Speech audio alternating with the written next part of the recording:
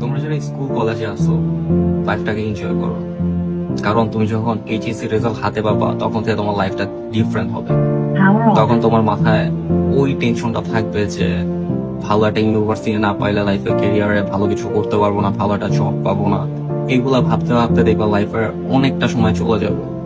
আর after HSC আমাদের বাবা মা হচ্ছে আমাদের উপর কিছু দায়িত্ব চাপায় দেওয়ার ট্রাই করে বা বলে যে এটা কর ওইটা কর, ঠিক আছে? তখন থেকে হচ্ছে আমাদের লাইফের হ্যাপিনেস গুলো হারায় যায়।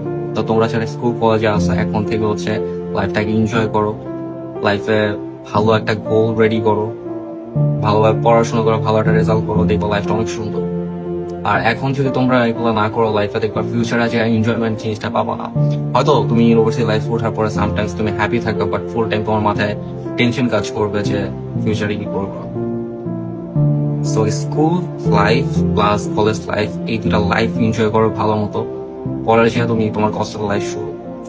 আফটার এইচএসসি তুমি যদি 5টা বছর কষ্ট করো লাইফে, দেখবো অনেক দূর পর্যন্ত যেতে পারবো, লাইফের ক্যারিয়ারটা অনেক সুন্দর হবে। অনেকে বলে না ইন্টার পর্যন্ত হচ্ছে কষ্ট করো এরপর ইউনিভার্সিটি লাইফ অনেক চিল করবা, আমি বলি ডিফারেন্ট।